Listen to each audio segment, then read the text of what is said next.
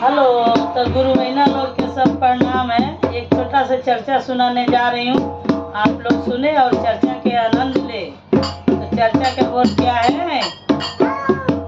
गजब कई दिहला ये भोला, गजब कई दिहला ये भोला, हाथवा में पानी के कंगना, गजब कई दिहला ये भोला, गजब कई दिहला ये भोला,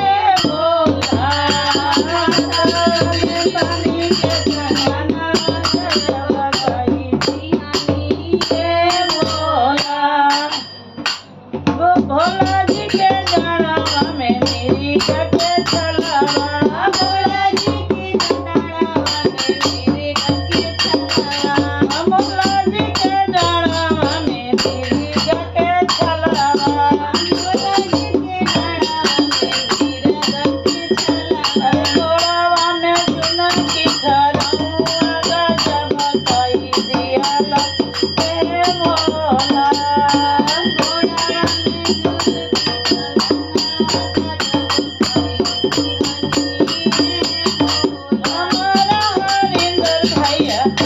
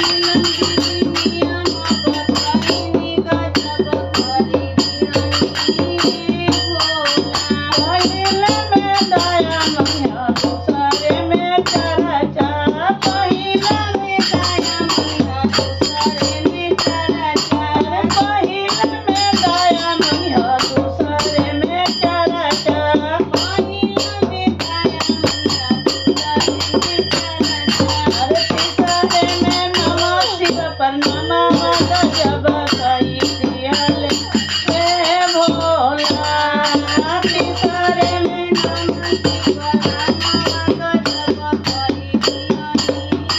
गजब कई दिहले भोला गजब कई दिहले भोला हाथवा में पानी के कंगन गजब कई दिहले भोला हाथवा में पानी के कंगन गजब कई दिहले भोला।